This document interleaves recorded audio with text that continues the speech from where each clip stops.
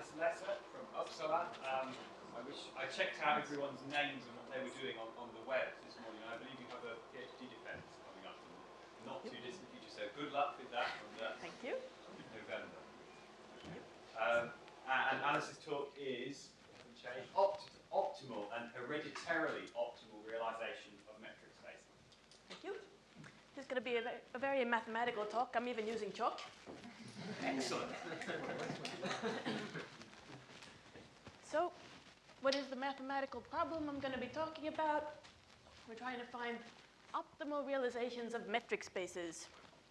You have a problem?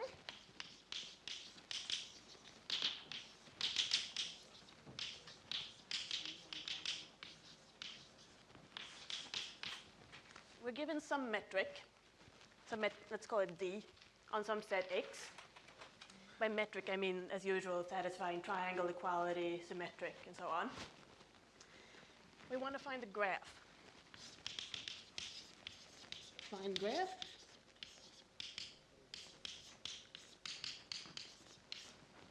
Some graph G with vertices, edges, and weights that realizes this metric. What's that going to mean? Well, we want our elements X from our original set to be a subset of the vertices. There might be more vertices, but certainly the original elements from X.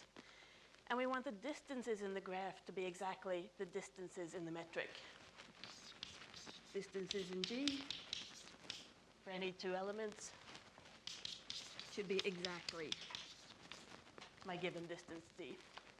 If these things are satisfied, I say I have a realization.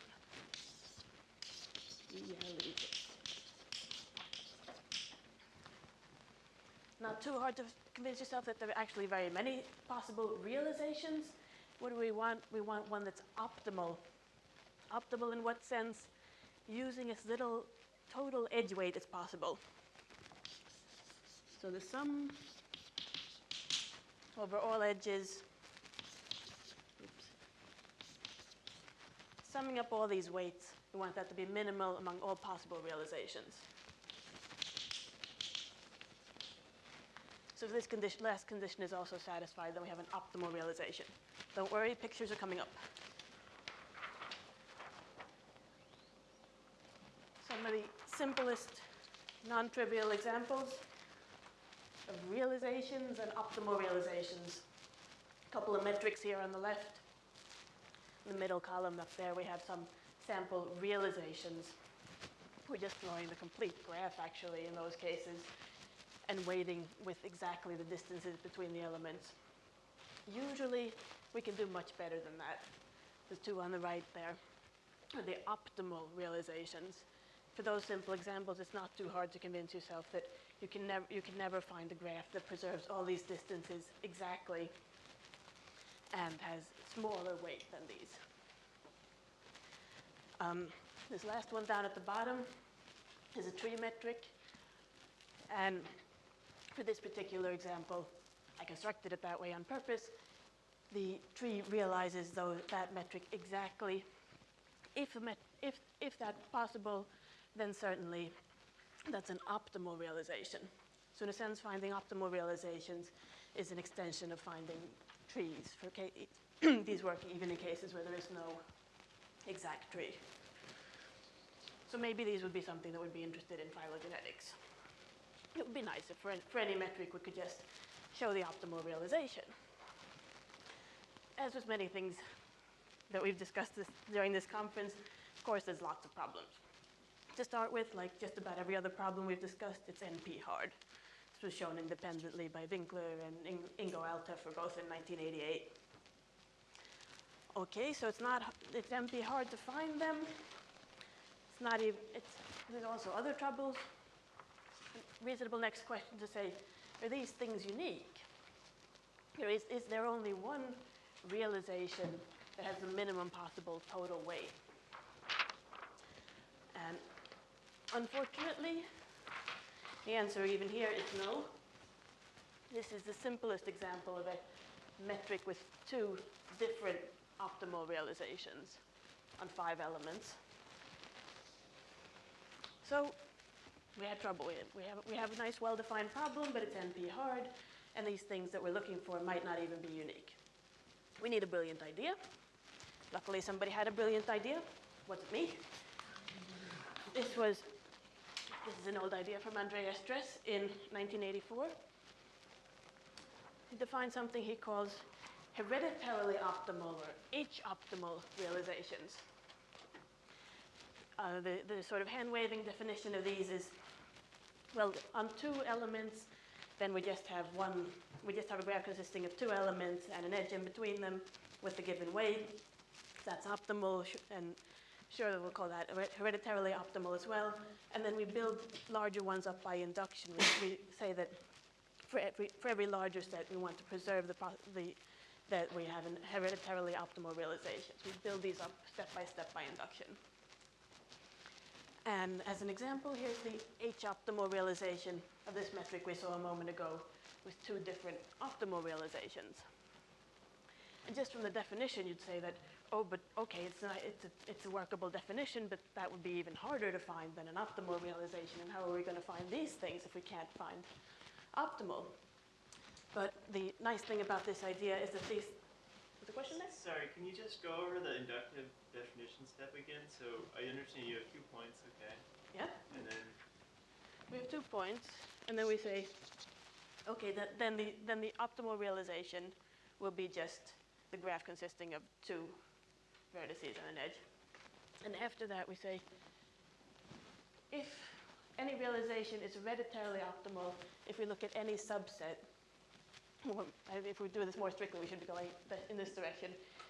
If we have more than 2 points, then for any subset, then there must exist a subgraph, which is an H-optimal realization, and then also has minimal weight among all possible such graphs. But in practice, we don't need this definition, luckily enough. What Andreas Stress proved in this paper in 1984 is that these things, they actually are unique, and moreover, they can be explicitly constructed for all metrics in principle using a construction known as a tight span that maybe some of you have worked with. And for certain classes of metrics, they can be calculated explicitly in practice. Simply, if the metrics are what's known as consistent, it's a subset of totally split decomposable metrics, then the H-optimal realization is actually precisely the median network or the Bunemann graph, sometimes a convex hull. It has several different names and different concepts, which a splits tree, among other things, will construct for you explicitly. So anyway, the take-home message here is H-optimal realizations exist. They're unique, they can be explicitly calculated. But of course the question is, how does this relate to the problem we had a moment ago, finding optimal realizations? If we go back to the previous slide, I think these can fit in there at the same time, we see something very suggestive. Oh, it looks like on this simple example, we can find every optimal realization by just taking away some edges from the H-optimal realization. So maybe we can do that in general. So, the big question.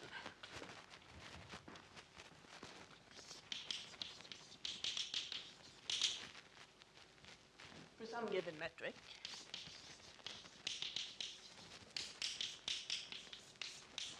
for a given XD is any optimal realization subgraph of this H-optimal realization. And this is a problem that Vince and I and Jack Coolin have been working on for some time from different angles. And one of many things we've shown is that yes, this is true for any metric on up to and including 5 elements, like the ones we just saw in an example. But actually, we're not only working on that question, but on a modified version of it, because as written on the board, The answer to this question we already knew when we started on it is no. Yet another example. This one again is from Ingo Altefer in 1988. Here's a little metric on 6 points, so we've gone up from 5 to 6 points, that actually has a continuum of optimal realizations. That edge in the middle there can move along, so we have an infinite number of optimal realizations. The H optimal realization is down on the bottom here, with one of the possible optimal realizations highlighted. So we see if we're all the way at the extreme here, then it's true that the optimal realization can be found in the H optimal. But these funny things can happen, right? We have some parameter that can vary. So this question was already answered. No, we can't do that. But immediately this leads to a new question. Oh, well, if we have some variable parameter, can't we just push it off to one side and then find it? Can we find any extremal weighting of an optimal realization in the H optimal realization? A little bit more strictly, you show that there's a polytope of different weightings which give optimal realizations. But close enough for us, let's just modify this question to, for a given metric, is any extremal weighting of. Modified question is any extremal weighting of an optimal realization a subgraph of the H optimal? How do we go about attacking something like that? Well, we're going to need some optimal realizations to try it out on, but of course that's what we're after in the first place, so not a very easy question. What do we need? We need some metrics for which we know the optimal realizations that we can start doing experiments on.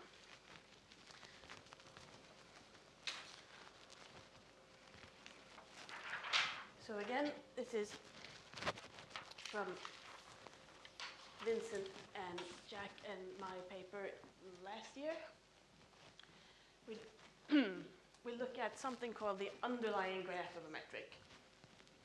The short version is we take the metric, draw the complete graph, weight all the edges by exactly the weights in the metric, and then we remove any edges that are unnecessary in the sense that there already exists a path in the graph that's shorter. So this is an example of metric induced by this hexagon here, and then the hexagon itself is its underlying graph. And we prove the theorem saying that this underlying graph is an optimal realization if certain relatively easily checkable conditions hold. So using this, we can construct a bunch of graphs for which we know the optimal realizations.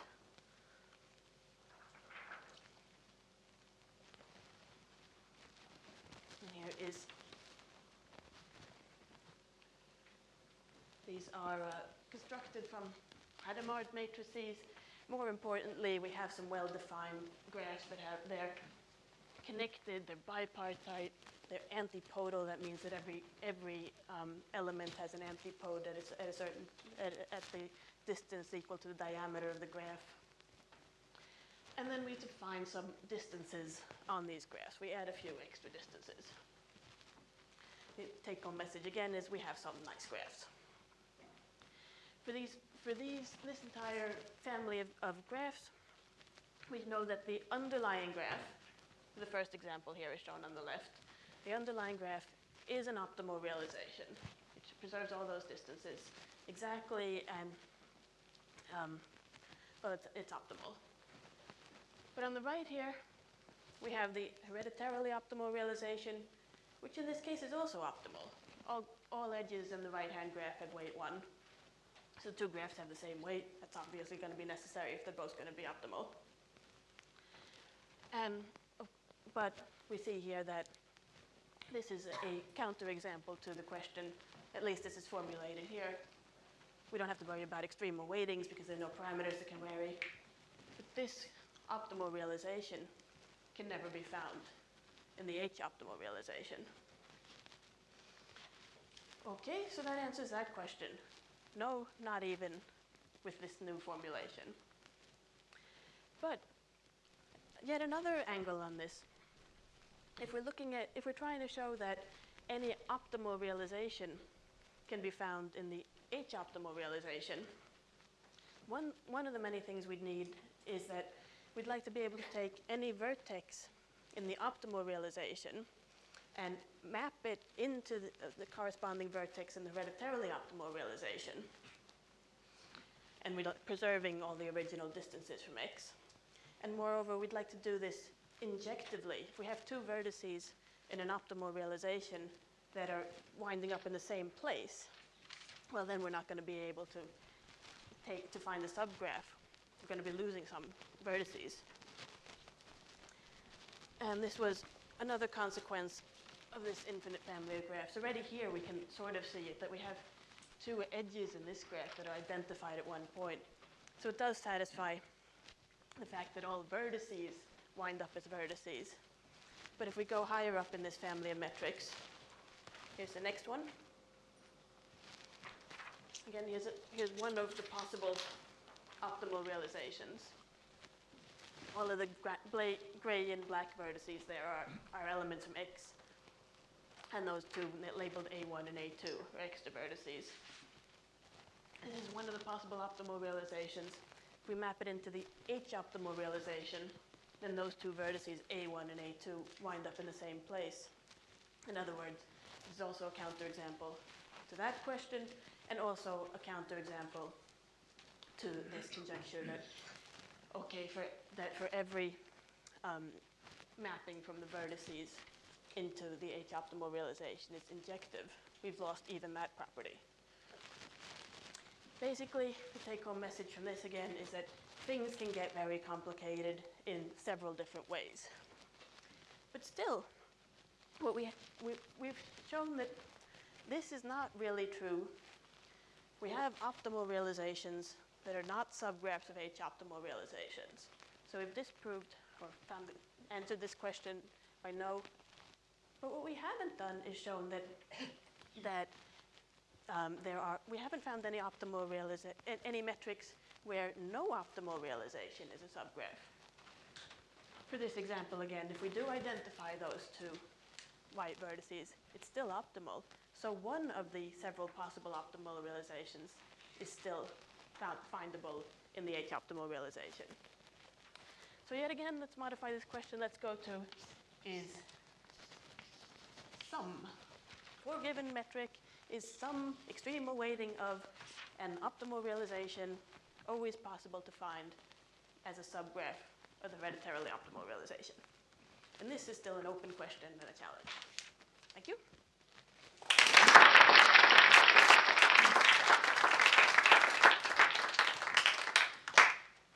Any questions? I guess, have you attacked this with computer search methods? I haven't. I don't know if anyone has. Is it, It's NP hard and extremely complex, and we don't know. I mean, the real problem is we have no idea when to stop searching for optimal realizations. That's with most of NP hard problems. We can find smaller realizations, but we don't know when to stop in general. Well, I was thinking exhaustive search. And so I guess you're saying that the combinatorics is the numbers are too large, Yeah, even for moderate sized graphs. I would think so, yeah. As far as I know, I haven't done it, and as far as I know, nobody else is doing it from that direction. But maybe some insights could be gained from that, sure.